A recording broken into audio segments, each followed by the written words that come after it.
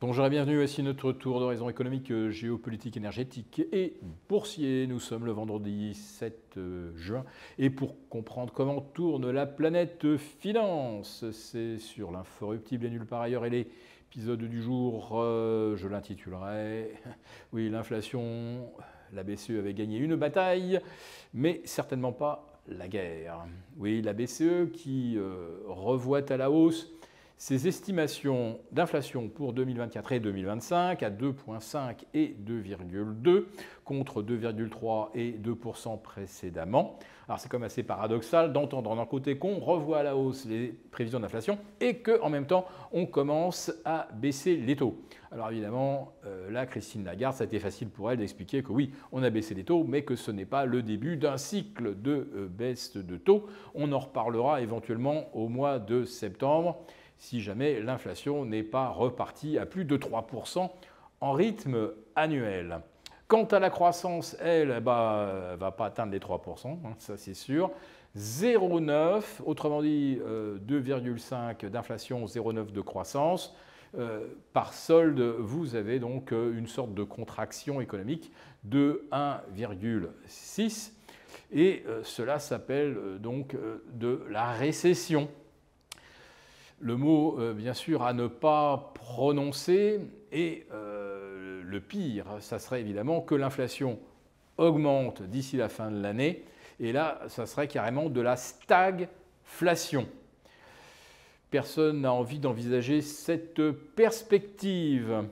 Alors, la réunion de la BCE hier, ça n'a pas servi de catalyseur pour un rebond du CAC 40 qui reste encalminé autour des 8000 points. Et figurez-vous qu'il est à 8000 ou autour de 8000 depuis le 11 mars dernier. Autrement dit, ça fait maintenant 3 mois que le CAC 40 ne fait plus rien et qu'on regarde tous les jours le Nasdaq et le S&P battre de nouveaux records. Alors hier soir, ce n'était pas le cas en clôture, mais en séance, nouveau record absolu du S&P à 5357, non je crois 60, c'était même plus de 60. Sur le Nasdaq, ça y est, on est au-delà des 19 000 sur le Nasdaq 100 et on s'installe au-dessus, on ne lâche rien. Comment cela peut-il continuer de la sorte alors que l'Europe est à l'arrêt? Vous le savez, la grande différence entre l'Europe et les États-Unis, c'est qu'il y a Nvidia à Wall Street. Et si vous regardez le Dow Jones depuis la mi-mars, c'est un peu comme le CAC 40, il ne fait rien. C'est donc Nvidia qui a tout fait avec, je vous le rappelle, donc en 6 semaines, une capitalisation qui a augmenté de l'équivalent de celle de Berkshire Hathaway. Alors je vous disais hier 600 milliards, j'étais dans le lac, oui c'est plutôt 800 milliards. Et donc là oui, 800 milliards c'est bien ce que Nvidia a rajouté comme capitalisation. Et on a l'impression finalement que Wall Street aujourd'hui dépend totalement de Nvidia, que finalement les réunions de la BCE, de la Fed sont systématiquement des non-événements. À chaque fois, on nous dit oui, mais attention, mardi prochain, il y a le chiffre, il y a les ISM manufacturiers, les ISM des services, et puis il y aura l'inflation, et puis il y aura l'emploi ce vendredi. Voilà, tous ces chiffres-là vont tout faire basculer, et à chaque fois, ça n'a strictement aucune importance. Tant que Nvidia est à la hausse, les indices boursiers américains continuent de monter, qu'il y ait plus ou moins d'inflation, que les anticipations de taux soient à 6 ou 7 baisse de taux et que 3 mois plus tard on soit à 0 baisse de taux, finalement la tendance, le marché américain, je le répète, se résume à l'évolution du titre Nvidia, ce qui est une situation, je le rappelle, sans précédent aux États-Unis, ou alors il faut remonter peut-être au début des années 50 pour voir les 10 principales capitalisations du S&P 500 représenter plus de 30% de la capitalisation globale. Mais à l'époque, vous aviez les valeurs pétrolières, vous aviez les valeurs d'armement. En fait, c'était beaucoup plus diversifié.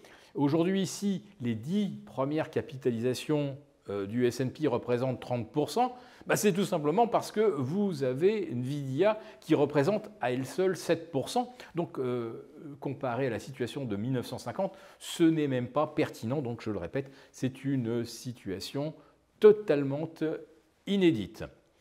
Alors, les taux d'intérêt n'ont pas réagi hier à la baisse des taux de la BCE. L'euro n'a pas réagi non plus. Mais attention, même si les fluctuations sont actuellement millimétriques sur la parité euro-dollar, regardez bien ce qui va se passer si l'euro franchit la barre des 1,09 face au dollar. Ça veut dire que la tendance haussière moyen terme du dollar sur les 4 dernières années serait invalidée. Et ça, c'est un vrai game changer pour les marchés. On est vraiment juste à la limite sur le fil du rasoir. Un dollar plus faible, c'est une mauvaise nouvelle évidemment pour les exportatrices européennes. C'est une mauvaise nouvelle pour le secteur du luxe parce que les bénéfices sont rapatriés en dollars et donc ce dollar sera déprécié. Et si le dollar se met à baisser, est-ce que cela ne veut pas dire également que sa crédibilité commence également à être contestée? Ça fait évidemment beaucoup de questions. Mais pour l'instant, Nvidia répond à toutes les craintes du marché. Tant que Nvidia monte, vous pouvez avoir plus d'inflation, moins de croissance, moins de bénéfices globalement sur les valeurs du S&P. Ça continue de monter, sauf évidemment qu'en Europe, on est complètement à l'arrêt depuis 3 mois. Très bon week-end à tous et si cette vidéo vous a plu, n'hésitez pas à nous mettre un pouce. Pour vous remercier de votre fidélité, vous pouvez télécharger gratuitement, en cliquant le lien ci-dessous, un guide complet sur l'investissement dans les matières premières en vue du prochain super cycle qui s'annonce. Merci et à bientôt. Merci beaucoup d'avoir regardé cette vidéo. N'hésitez pas à réagir dans les commentaires ou à liker et partager cette vidéo si le contenu vous a plu. Et pour ne rater aucune de nos prochaines émissions, vous pouvez vous abonner à notre chaîne et activer les notifications. Et pour plus de contenu, n'oubliez pas que le dernier rapport rédigé par nos experts est accessible en cliquant sur le lien de description. On se retrouve tout de suite dans les commentaires et je vous dis à très bientôt pour une prochaine vidéo.